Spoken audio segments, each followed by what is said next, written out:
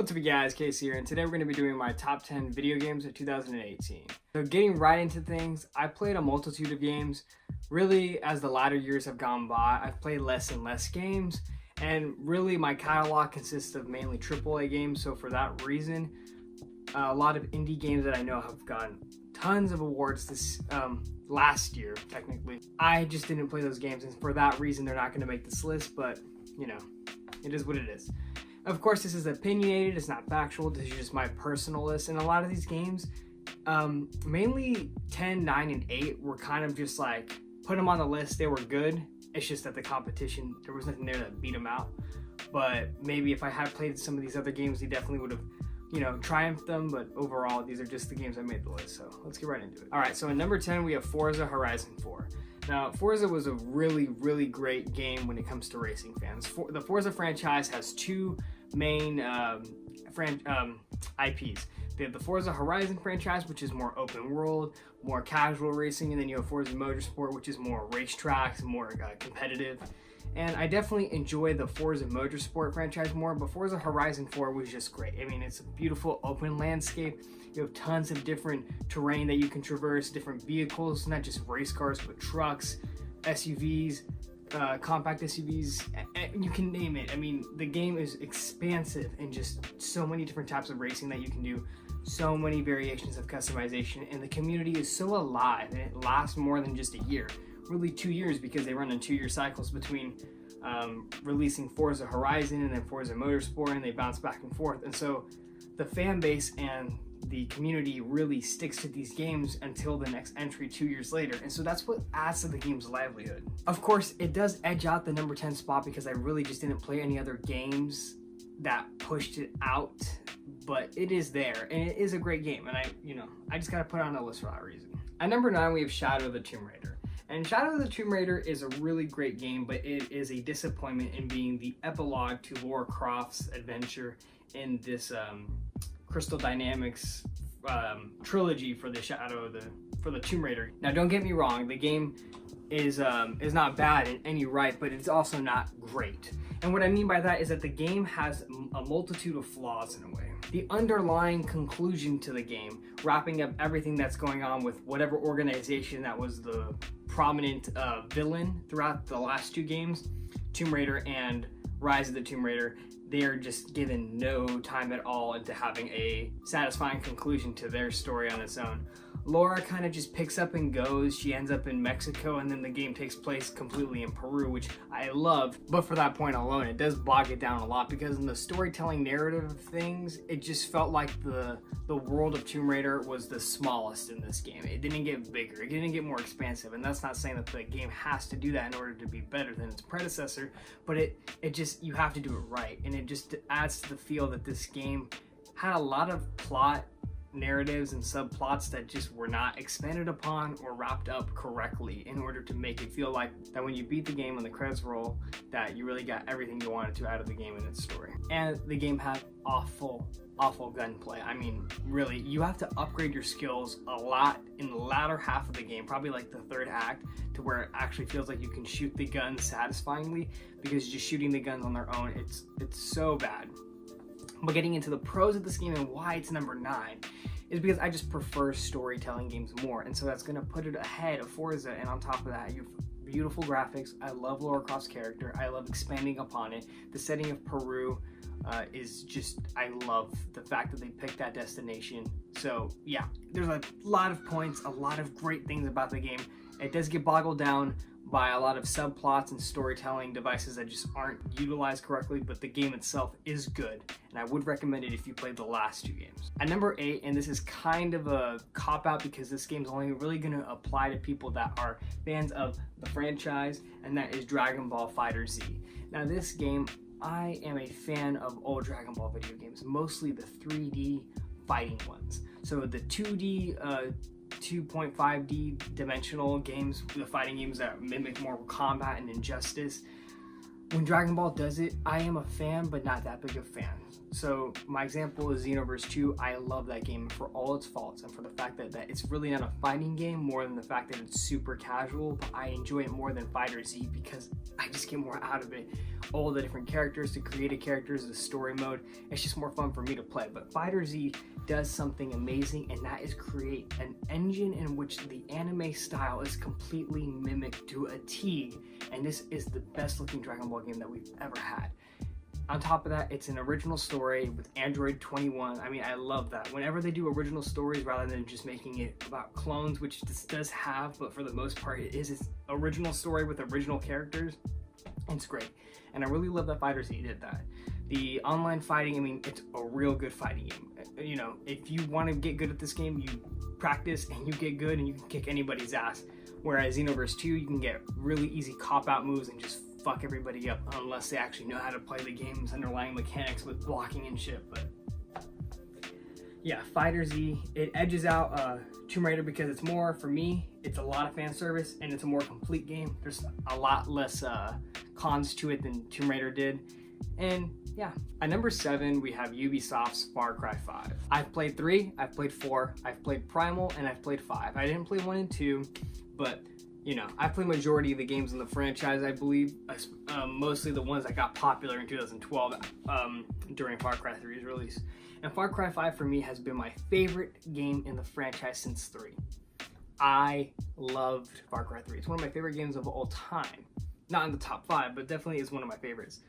4 was a little, as I would say, disappointing for me because the villain for that Pagan Min, he just wasn't as compelling as Voss, I believe was his name, from 3. And then Primal was great, but again, not having dialogue and it being purely cavemen, it is what it is. I love controlling the animals, but you know, that does take some merit down for me at least. But Far Cry 5 is pure chaos, it's pure fun. The gameplay loop of it does get exposed once you've played through the second act of the game. You realize you're doing the same things a lot, but you know, the game itself is just pure fun. You can go out and just fuck around, and that's what Far Cry does best. The story, it's, you know, completely out there because it takes place in the US. The fact that you would somehow try to believe that the US Army, the US military itself would not know that this national crisis is going on, that nukes are being built within, sorry, spoiler, that nukes are being built within this town, and that there's this cult going on, and they're gonna, you know, I find it completely hard to believe. But in that of itself, Far Cry 5 is so much fun, and that's why it's at number 7. At number 6, we have Detroit Become Human. Now, my favorite types of games are storytelling games, and story comes first for me if a game does have a story. If it doesn't, then it's gameplay. And Detroit Become Human pretty much has zero gameplay, or at least like 5% of gameplay, but 95 to 100% of that game is all story, and it is story that I love. The story of Detroit is revolving around a near, not too distant future in the US, specifically in Detroit, where everywhere is being, where everywhere across the country and presumably around the world, androids are what operate our daily lives, and they come to the reality that they are a somewhat of their own manufactured species that are being enslaved by the human race, and it becomes this tension between robots and humans, and can they coexist? Should they be recognized as their own species? Should they be given rights? Do they apply under the US Constitution? All of these questions are asked in this game. There's so much to delve into, so many branching paths. You have characters that are, you have characters such as Connor, and the Connor character specifically is the most fascinating one, because he's the one that you can, you know, side with him either being with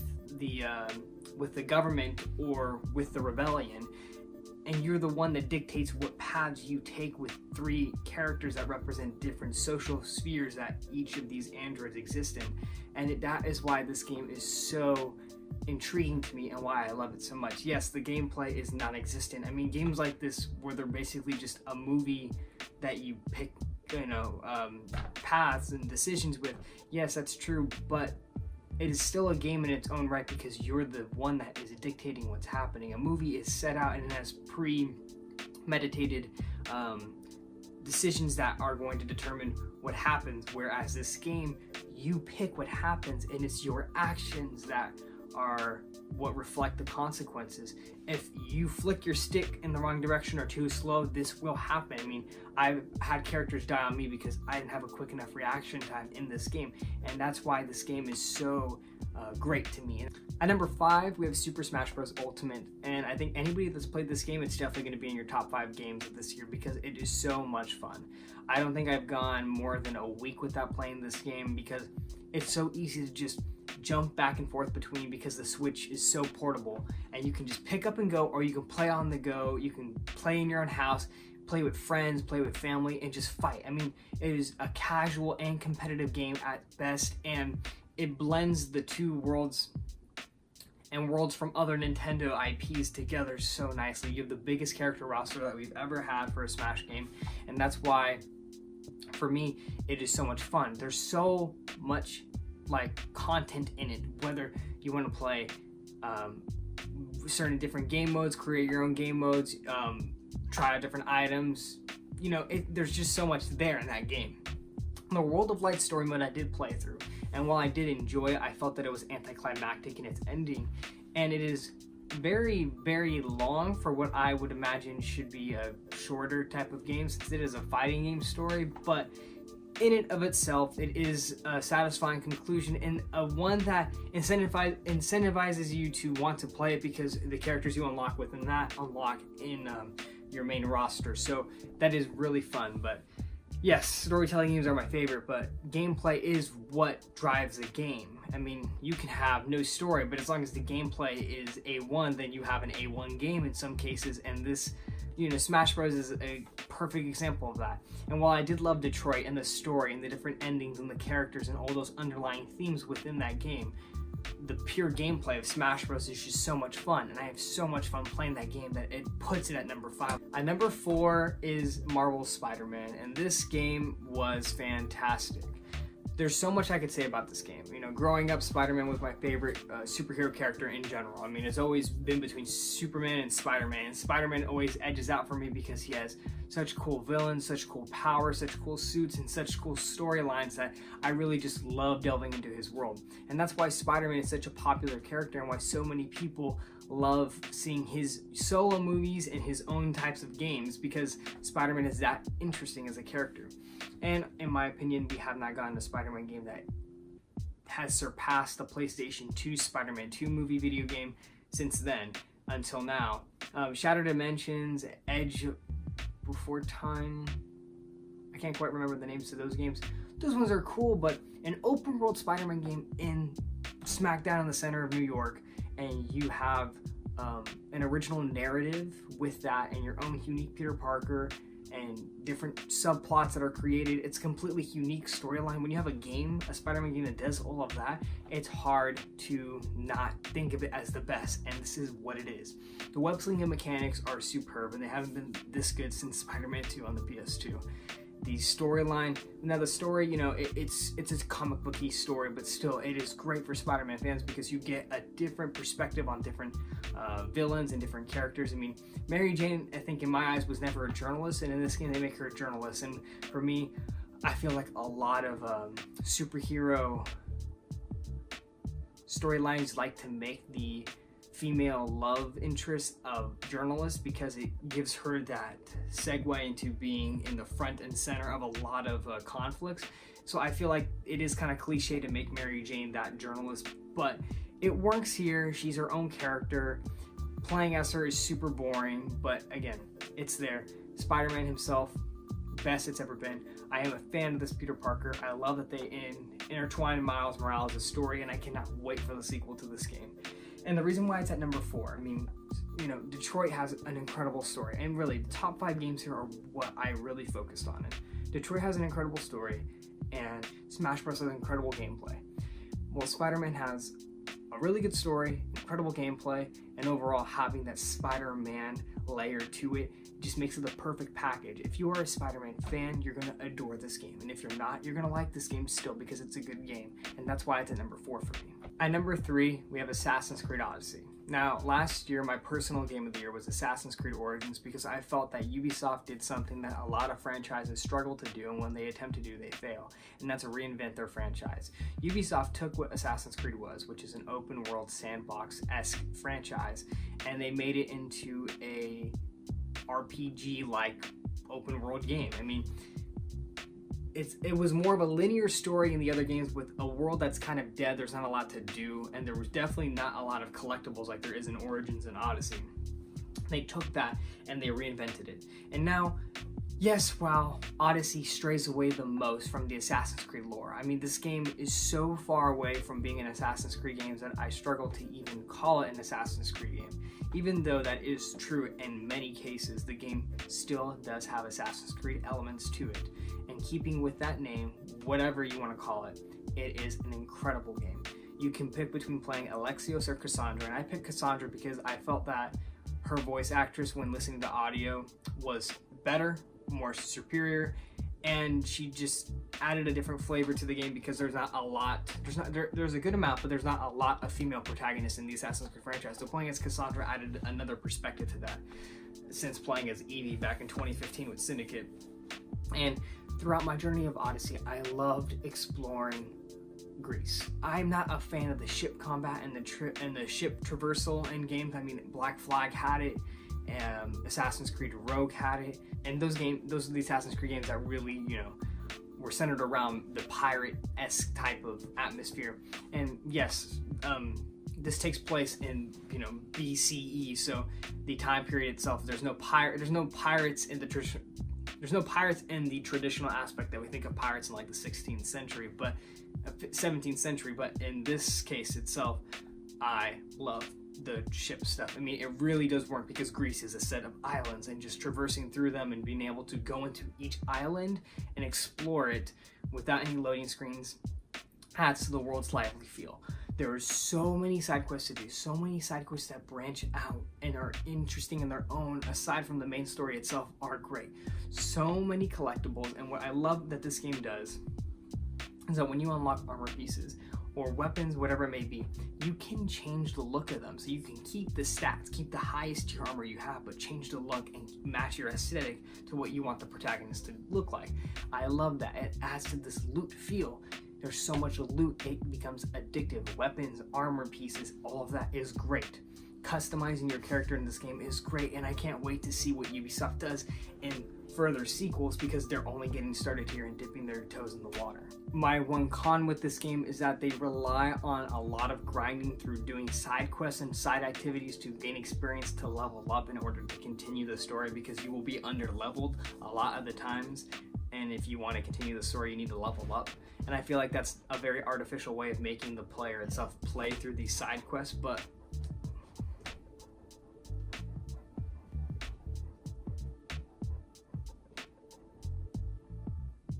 other than that, this game is so much fun. Any Assassin's Creed fan is going to love this. The historical figures that they use in this game, while are minimal compared to other games in my opinion, they're great. I love the intertwining, set history with the Assassin's Creed lore. I love when they do that well. And overall, the game is great. The main story itself, I feel, is good. It's not outstanding and doesn't have a lot of uniqueness to it, but it works for the game itself and the setting. So I would highly, highly, highly recommend Assassin's Creed Odyssey. I mean, if you like, ancient Greece and studying all that, if you like Assassin's Creed, whether maybe play this game.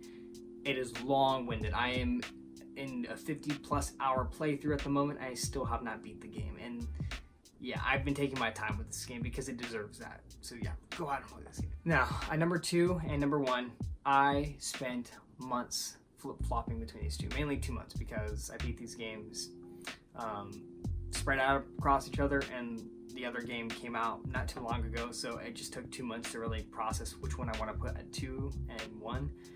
And I've landed on a decision. But before I tell you that decision, I want to go back to 2015 when 2 games came out that were struggling between my number 1 spot. And that was Metal Gear Solid 5: The Phantom Pain and Bloodborne. These 2 games are extremely different, and they're 2 games that, one, I had highly, highly anticipated and couldn't wait to play, and I was a huge fan of the franchise, which was Metal Gear Solid 5. And the other one where I was so intrigued to play, but I knew that it was going to be a journey in which I may have not really thoroughly enjoyed as much as Metal Gear, which was Bloodborne. I played through these two games. One came out early in the spring of 2015, and the other one came out in the later half of the year. And when I played Bloodborne, I initially played through it. In the first world, I got to the first boss, and I got my ass beat because the game is extremely hard, made by the creators of Dark Souls. And playing through that game, I struggled to really see why I would enjoy this game. I mean, I play through every single one of my games. I like to play through the story, no matter how bad it is. And I was like, maybe I'm not going to do this. Maybe I don't see how I can play through the rest. This is the first boss. How am I going to play through the rest of this game, get through it, beat multiple bosses, take on different types of characters? But once it was like, oh, I broke through this wall, and once I found what the gameplay loop was in this game, how to grind, how to level up, how to master the mechanics of this game, I progressed through this game, and I experienced something in my gaming history, my gaming life that I've never had before with Bloodborne. It was an experience that I've never had with the game, which was, breaking through this barrier where I thought I couldn't do it, and I did it. And Bloodborne did that for me. The gothic art style of this game is beautiful. The graphics are incredible. The character models themselves for humans are pretty ugly, but the game itself it's designed. The level design is great. The henchmen that you fight, they're so unique. I mean, this game is so unique, and anybody that's willing to take up this challenge, I would highly recommend playing this game. Do I ever want to go back to it? I don't, because it was so hard, and it took me 2 weeks. It took me 1 full week. It took all my spring break of 2015. I think I was a freshman at the time, or sophomore. I can't remember. It was like, I felt like I was literally in hell. But when I came out of that game and I finished it, it was the most satisfying load of confidence I've ever had, because I was like, let's go, I beat this game. And when getting into Metal Gear, it was everything that I wanted to be and more. I mean, for people that really didn't enjoy Metal Gear's story, I love the story. I felt that it was the perfect segue into Metal Gear and Metal Gear 2. Not Solid, but Metal Gear 1 and Metal Gear 2, and creating that fake big boss with the Phantom boss and everything. I love that. And the gameplay loop and everything about that game, I absolutely adored. And so by the end of that year, 2015, it was, which one do I give it to? Do I give it to the game Bloodborne, who gave me an experience that I've never had, or do I give it to the game Metal Gear, which is the one I was more hyped for, and it exceeded all my expectations, but it was nothing that was too new in the gaming realm for me. And then I get to now, and I have that same core difficult decision that I had made. Red Dead Redemption 2 is number 2. The reason for that, well, let's go into why it is even number 2, why it's so high up here. I am a huge fan of Red Dead Redemption. I love the franchise. Rockstar Games is my favorite game maker. And what I loved about the original Red Dead Redemption was that the character of John Marston, through the journey of the game, you get hints as to who he was in his past, and you see who he is now. And you play through that game and you fall in love with this character. You have unforgettable side characters. The world itself was gorgeous for its time, coming out in 2010, and the music is superb. Hearing the tunes from that game, 9 years later, it brings me back. It's nostalgic at this point. And so, waiting 8 years for this sequel, I was so incredibly hyped, and I was not disappointed in any sense. And Arthur Morgan has surpassed John Marston for me as being one of my, if not my favorite protagonists in gaming ever, in any form of media. The world is so expansive, including the original map from the original Red Dead Redemption minus Mexico. So big, so beautiful, always something to do. I mean, I could get into so many different things about this game, but I would implore you to go and go watch my review on Red Dead Redemption 2 into why I love it. But because of all those factors is why it's at number 2. Breathtaking story, breathtaking graphics, incredible gameplay. There's so many good things about that game. That's why it's at number 2. It has everything that I could ever want and more. But at number 1 is God of War. And the reason for that is because God of War took more risks. It did more. It gave me an ending, which I will not spoil if you haven't played it, but it gave me an ending to a game that I've never had like a twist like that. Like the last time I had a twist like that in a game was at the end of Metal Gear Solid 5. But the ending, the gameplay twist at the end of God of War was so mind-blowing where I was freaking out. And then I realized this was like awesome, but it wasn't even the best part of the game. The best part of the game was the entire journey between Atreus and Kratos. Kratos has been completely taken apart and reinvented from God of War 1, 2, and 3. He is now a character that is empathetic. You can sympathize with him, and he has more layers to him.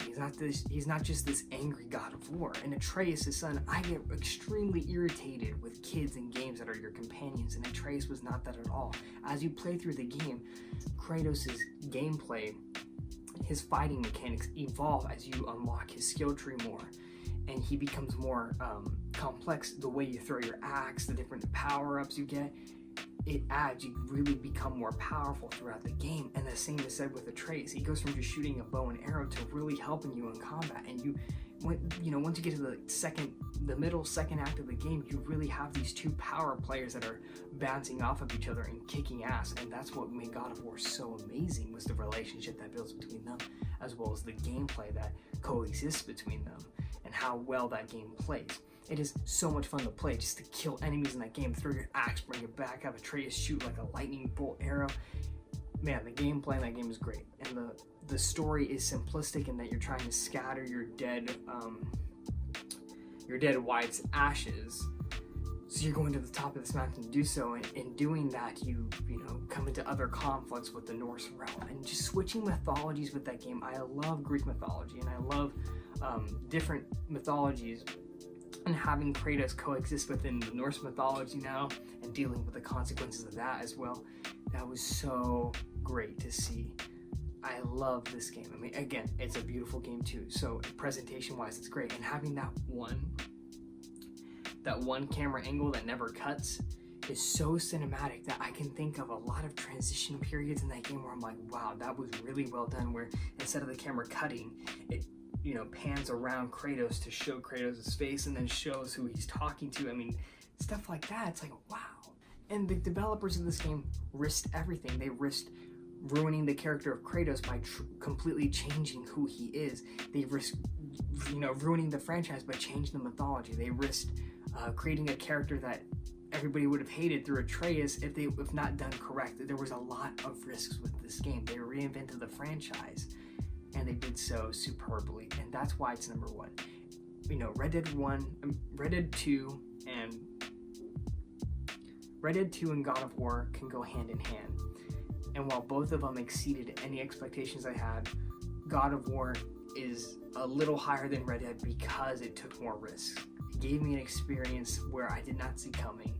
That's unforgettable. And for me, that's what gaming is. It's about the experience. And Red Dead gave me a great journey. And so did God of War. But God of War, because of what it took to get there, and because of what they did to make this game so amazing, it's nearly a perfect game. It's an unforgettable game. And that's why it's at number one for me.